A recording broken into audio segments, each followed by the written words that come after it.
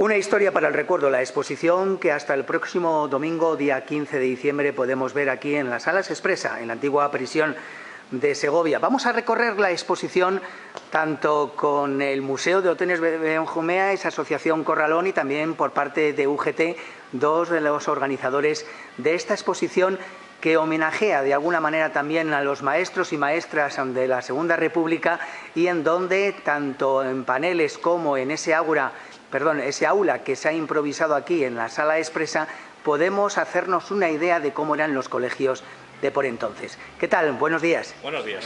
Bueno, ¿qué nos podemos encontrar? Hablábamos antes en esa entrevista un poco hablando en general, pero ahora vamos a recorrer esos paneles y también esa aula que se ha improvisado aquí en la Sala Expresa. Bueno, para completar la exposición, que realmente parte de la proyección del documental Las Maestras de la República, se han añadido dos cosas más. Una de ellas es una exposición gráfica a lo largo desde 1912 de la Asociación General de Maestros, de cómo se ha trabajado en las tres etapas que vamos a ver a continuación, hasta lo que fue la Guerra Civil, donde podemos dar por finalizado lo que es el periodo que teníamos aquí un poco para traer para el recuerdo. Sí, para lo cual habéis montado una serie de paneles que ilustran un poco todo el desarrollo de la educación en aquella época, ¿no? Eso es. Nos lo ha prestado la Federación de Madrid, desde un historiador, Alfredo Liébana, que trabaja allí, y creo que es bastante completa. El hilo conductor es desde la AGM a la fundación de nuestra federación, la Federación de Enseñanza de la UGT, entonces se puede recorrer pues, lo que son los presupuestos, etc. Bueno, en primer lugar nos encontramos, como siempre decimos, los típicos mapas, que es lo que la gente, nada más entrar en la Sala Expresa, se va a encontrar, ¿no? Bien, es la idea para hacer la presentación, el corte, y o bien al llegar o al terminar, lo llamamos un poco en broma lo que es el fotocall. Ahí está. Entonces se pueden sentar en un banco de la época y hacerse una foto con dos escudos que representan lo que se ponía en las puertas de las escuelas en aquellos tiempos. Muy bien, pues luego lo haremos. De acuerdo. Si nos acompañáis, más adelante está dividida en tres etapas. Este sería un poco lo que tenemos aquí, el resumen y el cartel que identifica la exposición, Educación en República. También hay que decir que es una parte más reducida de lo que es la exposición, que son 90 láminas, y en este caso hemos logrado acercar, y para no ampliarlo demasiado, lo hemos dejado en unas 30. En este primer periodo, que consta de 6 láminas, podemos ver los antecedentes de la Asociación General de Maestros, con todas las personas que participaban, el comienzo de la pedagogía y la ansiedad que había por mejorar la cultura y la educación en este país. Hay que recordar que estamos en los años 20, 30, principios, ¿no? Comienza este periodo, estaba marcado desde 1912 hasta 1931. Pasamos a la segunda parte de la exposición, que va añadido un vídeo de los 75 años que cumplimos hace ya unos cuantos, y continúa con unas láminas que hablan del periodo del 31 al 36, que sería el periodo que podemos considerar de la República. En ellos encontramos una serie de artículos, hablan de las misiones pedagógicas, de las semanas pedagógicas, en algunos podemos encontrar lo que eran los presupuestos anteriores y cómo se fue mejorando y el esfuerzo que hizo la República por ellos. El famoso museo pedagógico, de donde se surtían las escuelas y podían aprender o podían ir a instruirse de cómo era una escuela y cómo había que montarla para luego solicitar un presupuesto. Y por último, la etapa donde termina el tema gráfico, que sería un poco dedicado a la Guerra Civil, en la que podemos ver que la República siguió haciendo un esfuerzo hasta el final, tanto en la apertura de escuelas, podemos encontrar un cartel que habla de la creación de 10.000 en este periodo, y podemos ver la protección sobre lo que era el patrimonio cultural, y la lucha que aun estando en guerra la República siempre consideró que era fundamental, que eran los niños, las escuelas, la educación, tanto en el frente como en los pueblos, como de los jóvenes que había que defender. Unos paneles que luego se complementan con ese audiovisual que la gente puede ver aquí en la Sala Expresa, dedicado a las maestras de la República, ¿verdad? Sí, a continuación sería la tercera parte de la exposición, que es el documental, que ya lo digo, son todas las tardes a las 6 proyectamos el documental, para que luego tengan un poco de tiempo para poder ver la exposición, si han llegado un poquito tarde, y la mañana del sábado y el domingo a las 12:30. Bueno, pues ahora nos vamos a trasladar en el tiempo, vamos a entrar en el colegio nuevamente y nos incorporamos a este aula que habéis improvisado y que ha recorrido también algunos colegios también de la provincia y también de la ciudad. Yo he visto partes de esta exposición en el Colegio del Peñascal, en Elena Fortún, en el Colegio de Villalpando, en el Colegio de San José. La verdad es que no paráis, ¿no?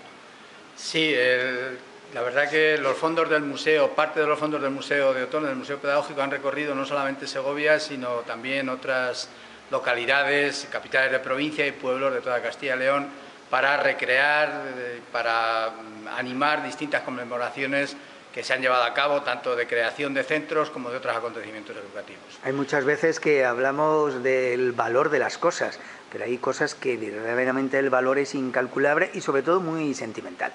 Claro, y esto obedece a un movimiento que se ha iniciado en nuestro país desde finales del siglo XX por impulsar el museísmo escolar y la recuperación del patrimonio educativo, que tristemente estaba muy abandonada, a diferencia de lo que ocurría con otros países de nuestro entorno, pero en fin, afortunadamente España desde hace un par de décadas se ha aplicado para recuperar, para dar valor, para mostrar el patrimonio educativo, que lógicamente es muy rico. La asociación que ha traído aquí a Segovia, en este caso. Exactamente, lo que hemos traído ha sido hemos intentado una recreación de la escuela de la década de los años 30, de la Segunda República Española. Por tanto, la mayor parte de los materiales que hay son de esa época, aunque en el museo tenemos lógicamente representadas otras épocas del sistema educativo español. En concreto, en esta exposición pues está compuesta por los elementos básicos de lo que era un aula escolar, de lo que era una escuela en esos años 30.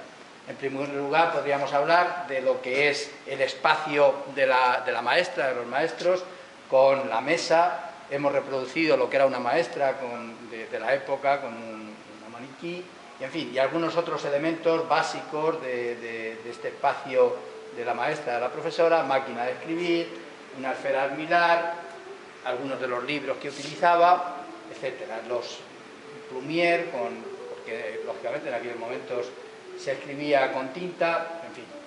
Hay otro elemento básico que es la pizarra, el encerado, lógicamente existente en todas las aulas. Hay una decoración también en cuanto a la iconografía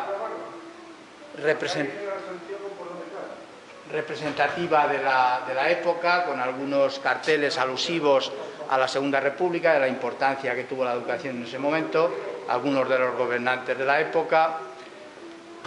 Tenemos también un ábaco que se utilizó desde principios del siglo XX para el aprendizaje de las operaciones del cálculo, muy utilizado. Este es un formato amplio, pero también los había de uso individual. Y que los niños siguen haciendo en el colegio. Bueno, efectivamente, es un material que se incorporó relativamente pronto a las aulas y que ha permanecido en ellas durante mucho tiempo. No hay que olvidar tampoco los pupitres. Los pupitres es una innovación escolar que se produce a finales del siglo XIX y que lo hace el Museo Pedagógico Nacional y que ya en el siglo XX se va generalizando en todas las escuelas. Los pupitres tienen distintas características, alguna muy notable es que la mayor parte de ellos tenían un agujero para colocar los tinteros, porque en esa época lógicamente se escribía con tinta. Estos pupitres eran bipersonales normalmente, en fin. Dentro de los pupitres hay que recordar algunos de los libros más utilizados en esa época. Lógicamente los primeros son las cartillas. Dentro de las cartillas la más conocida y la más utilizada es la de rayas, que aparece por primera vez a principios del siglo XX y que luego se va a generalizar no solamente en la Segunda República, sino también después.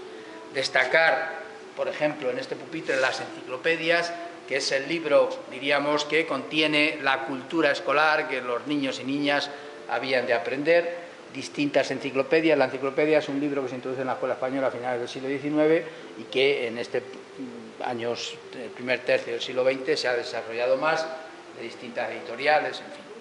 Hay algunos otros libros muy interesantes que se introducen y se utilizan mucho en la Segunda República, son los libros de lecciones de cosas y de centros de interés que introducen una metodología nueva que está practicando la escuela activa y la escuela nueva europea en otros países, y que hay una recepción de estas metodologías muy importante en la Segunda República.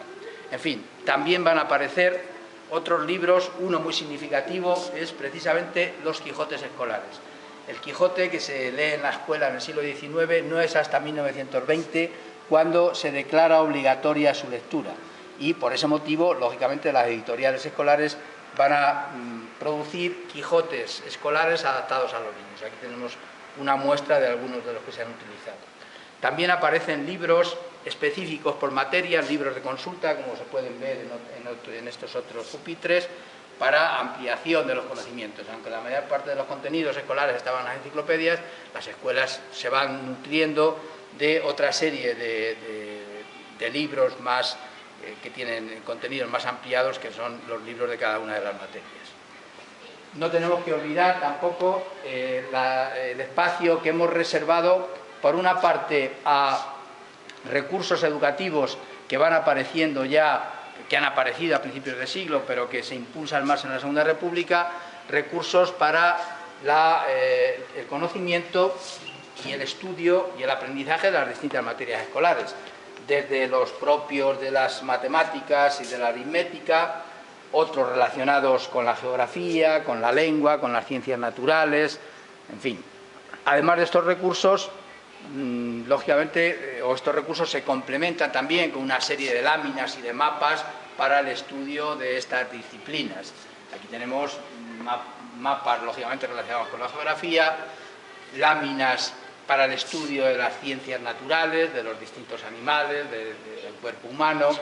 Tenemos también una serie de silabarios o abecedarios que se empiezan a utilizar antes, pero que también se usan durante la Segunda República para afianzar el conocimiento del aprendizaje de la lectura, de la escritura, etc. Y también es interesante, aunque solo es una muestra, el hablar de otros recursos más sofisticados de los que probablemente no gozaban todas las escuelas, pero sí probablemente las escuelas de las ciudades, relacionado con las ciencias naturales. Aquí tenemos una linterna mágica que se empieza a utilizar en el siglo XIX, pero que también se utiliza en esta etapa, en fin, y otra serie de materiales que hay por allí relacionados con algunas disciplinas de ciencias naturales, la física y la química, porque la Segunda República va a impulsar el desarrollo de los talleres, de los laboratorios, y determinadas escuelas, vuelvo a repetir, probablemente ubicadas en las ciudades, van a utilizar todo este mobiliario.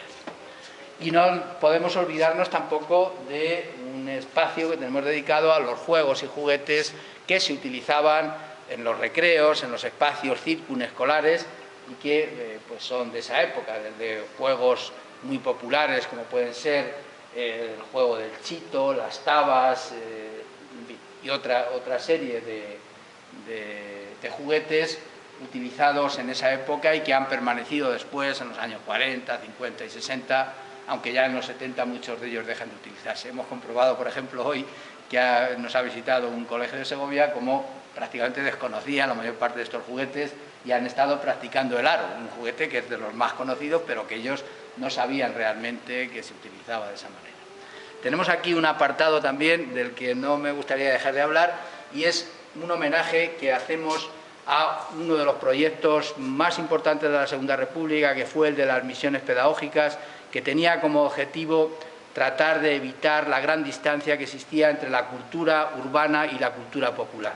Las misiones pedagógicas trataron de llevar, por ejemplo, el cine, la música, el teatro, las bibliotecas populares a nuestros pueblos. Segovia fue una de las provincias más beneficiadas por las misiones pedagógicas.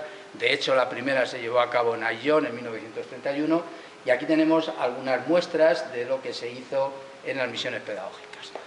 Y tal vez por último, también quisiera hablar de las construcciones escolares de la Segunda República. En nuestro Museo de Otones tenemos una colección de fotografías que hemos realizado sobre todas las escuelas de la provincia de Segovia, con un estudio cronológico de cuándo se construyeron, y aquí hemos elegido algunas de las más significativas de las construidas precisamente en este periodo republicano de 1931-1936.